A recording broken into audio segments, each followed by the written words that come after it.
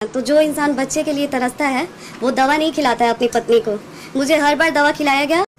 हाँ तो भैया लोग कैसे हैं? तो भैया लोग ये वीडियो देख लिए ना, और ये वीडियो देख के आप लोगों को कैसा लगा? तो भैया लोग ये जो है ना, पवन सिंह के पत्नी है, अच्छा। ज्योति सिंह। और इनका कहना क्या है कि पवन सिंह जो है अपने इंटरव्यू में कहते हैं क्या कि मुझे जो है, मेरा भी शौक है कि मेरे घर में जो है मैं जाऊं तो मेरा गेट जो है मेरे बाल बच्चा खोलेगा।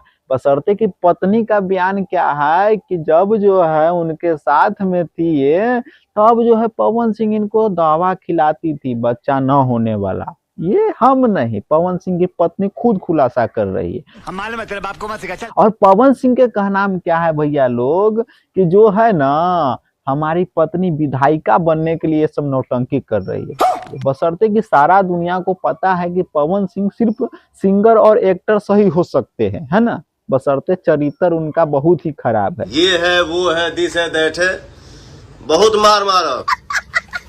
कहा कि भैया लोग जो अपने पत्नी को अपनाने से इनकार कर रहा है और राजनीति करने के लिए जो है दूसरे के जगह पर जो है जाके गिर गया। बताइए बात कहाँ तक सही लग रहा है? और पवन सिंह की पत्नी और क्या क्या बोली है, जरा सुनिए तो आप लोग। मैं पवन जी को बदनाम नहीं कर रही हूँ, मैं बस अपना पक्ष रख रही हूँ।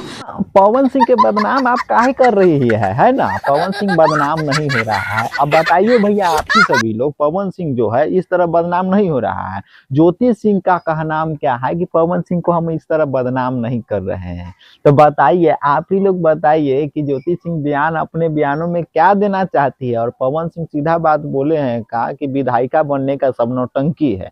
और आगे देखिए आगे क्या बोल रही है। 15 साल में कार्यकर्ता के रूप में काम किए पार्टी में, फिर भी उनको पार्टी के द्वारा टिकट नहीं मिला।